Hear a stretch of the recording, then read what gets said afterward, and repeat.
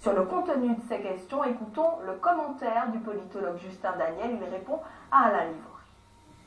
Il s'agit de deux questions qui se conforment rigoureusement au texte et à la jurisprudence du Conseil d'État. S'agissant d'une consultation populaire, la question doit être sincère et loyale, et elle doit être la plus simple possible. Donc la première s'inspire tout simplement de l'alinéa 1er de l'article 74 de la Constitution. Quant à la deuxième question, elle est simple, avec tout de même une petite incertitude, puisqu'elle laisse supposer que la nouvelle collectivité qui serait créée sur le fondement de l'article 73 exercerait les compétences de la région et du département. Est-il possible d'aller un peu plus loin, dès lors que les régions d'outre-mer peuvent exercer des compétences supplémentaires par rapport à leurs homologues de l'Hexagone? Ce problème reste en suspens. Mais pour le reste, ce sont deux questions qui peuvent paraître compliquées aux Martiniquais qui ne sont pas nécessairement initiés au langage juridique, mais qui dans leur présentation restent relativement simples.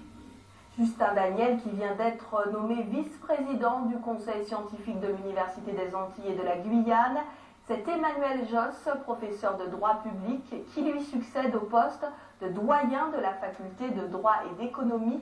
Emmanuel Josse, élu hier à l'unanimité par le conseil d'administration de l'UAG. On reste sur le campus de Chelcher où les articles 73 et 74 étaient en débat cet après-midi. Les étudiants présents ont pu poser leurs questions aux intervenants, le politologue Justin Daniel que nous venons d'entendre et le spécialiste de droit public Emmanuel Josse, mais assez peu de jeunes avaient fait le déplacement. Écoutons tout de suite la réaction de Stéphane Auguste, co-organisateur de la rencontre, suivi de celle de deux étudiants. Ils répondent à Alain Livry.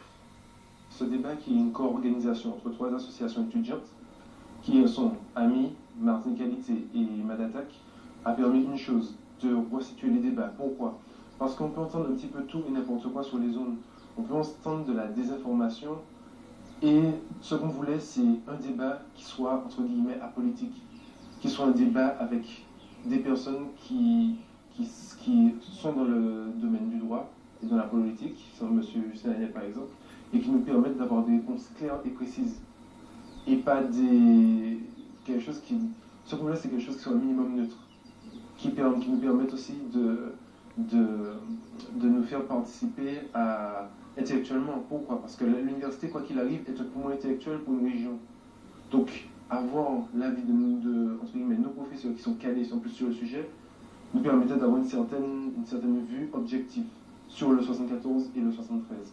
En ce qui concerne franchement l'article 73 ou 74, je reste encore dans le flou parce que ça ne m'a pas vraiment apporté les réponses que j'attendais en fait. C'est-à-dire bon, ben, qu'est-ce que ça va m'apporter, les changements 74 concrètement dans ma vie de tous les jours, qu'est-ce que ça va changer, puisque bon, l'assemblée unique est possible en 73 ou en 74. Je suis pro 74, mais je pense que sous le 74 ou le 73, le plus important pour nous, c'est de définir une identité martiniquaise, de savoir ce qu'on est, de savoir où on va, d'évoluer dans notre environnement caribéen et de nous construire nous-mêmes, quoi. Donc après, ce n'est peut-être même pas une question d'article, mais c'est nous tous ensemble, il faut qu'on sache ce qu'on veut pour notre pays, comment on veut le construire pour qu'il soit solide et qu'il aille de l'avant.